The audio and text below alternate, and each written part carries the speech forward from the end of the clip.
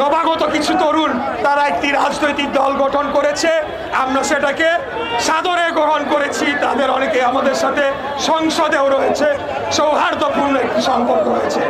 কিন্তু আমি ব্যক্তিগতভাবে মনে করি তাদের ভেতর দুই চারটা বেয়াদব রয়েছে, যারা বাংলাদেশের এই যে গণতান্ত্রিক পরিবেশ সেটিকে বিনষ্ট করে প্রকৃতপক্ষে পলাতক ফ্যাসিবাদ খুনি হাসিনার স্বার্থকেই হাসিল করার চেষ্টা করছে।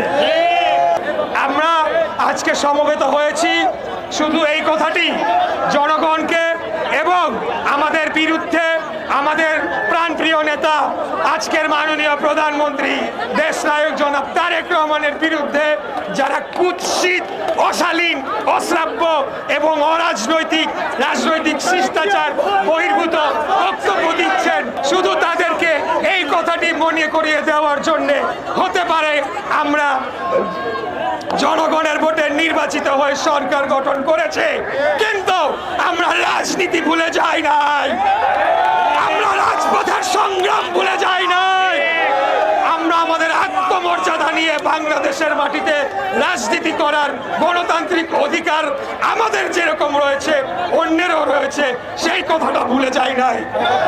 আমরা আমাদের বাক স্বাধীনতার কথা ভুলে যাই নাই, কিন্তু বাক স্বাধীনতার অজুহাতে আরেকজনের স্বাধীনতাকে হরণ করব, আরেকজনের চরিত্র হরণ করব, আরেকজনের বাক স্বাধীনতা গণতান্ত্রিক অধিকারকে হরণ করব, সেটা আমরা কোনোভাবে হতে দেব না। 1971 সালে মহান মুক্তিযুদ্ধের মাধ্যমে একটি স্বাধীন বাংলাদেশ প্রতিষ্ঠা হয়েছিল এবং পরবর্তীতে বাকশালকে বাতিল করে আমাদের দলের প্রতিষ্ঠাতা সভাপতি শহীদ রাষ্ট্রপতি জিয়াউর রহমান তিনি বহুদলীয় গণতন্ত্র চালু করেছিলেন।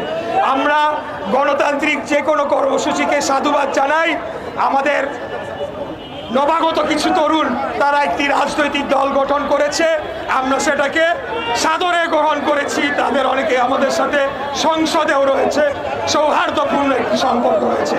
কিন্তু আমি ব্যক্তিগতভাবে মনে করি তাদের ভেতর দুই চারটা বেয়াদব রয়েছে, যারা বাংলাদেশের এই যে গণতান্ত্রিক পরিবেশ সেটিকে বিনষ্ট করে প্রকৃতপক্ষে পলাতক ফ্যাসিবাদ খুনি হাসিনার স্বার্থকেই হাসিল করার চেষ্টা করছে। কারণ আমাদের মধ্যে যদি সৌহার্দ্য, সম্প্রীতি এবং গণতান্ত্রিক যে সুসম্পর্ক থাকার কথা সেটি যদি বিনষ্ট হয়, সবচাইতে বেশি লাভবান হবে পলাতক খুনি স্বৈরাচার গণহত্যাকারী হাসিনা। তাই আমি বলবো, অতীতে যারা আওয়ামী লীগের ছায়াতলে ছিলেন, গুপ্তভাবে রাজনীতি করেছেন, আজকে এসে বিপ্লবী হয়ে গিয়েছেন, আপনারা গণতান্ত্রিক ভাষায় কথা বলেন, কোন ধরনের অরাজনৈতিক এবং অশালীন কুরুচিপূর্ণ মন্তব্য আপনারা যদি আমাদের নেতার বিপক্ষে করেন, তাহলে তো অবশ্যই তার প্রতিবাদে আজকে আমরা বিক্ষোভ করেছি। যদি এটা চলমান থাকে আমরা আরো কঠোর কর্মসূচি দিব, প্রয়োজনে আমরা কঠোর থেকে কঠোরতম কর্মসূচি দেওয়ার মাধ্যমে এই বেয়াদবদের পিঠের চামড়া তুলে নেব ইনশাআল্লাহ। আমি আর বক্তব্য দীর্ঘায়িত করবো না। সবাইকে শেষ কথা মনে করিয়ে দিতে চাই। আমাদের প্রধানমন্ত্রী, মাননীয় প্রধানমন্ত্রী একটি কথা আমাদেরকে বলেছিলেন, রাজনীতি ভুলে গেলে চলবে না, সরকারে আছি আজকে কালকে নাই, কিন্তু রাজপথের রাজনীতি, জনগণের রাজনীতি, গণতান্ত্রিক রাজনীতি এটিকে আমাদের ভুলে গেলে চলবে না।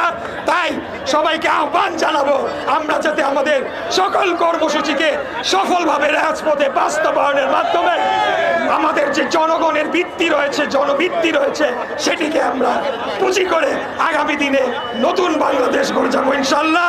এই বক্তব্য দিয়ে আজকে আমার কথা এখানে শেষ করে সবাইকে আবারও ধন্যবাদ জানিয়ে আমার বক্তব্য শেষ করছি। বাংলাদেশ জিন্দাবাদ।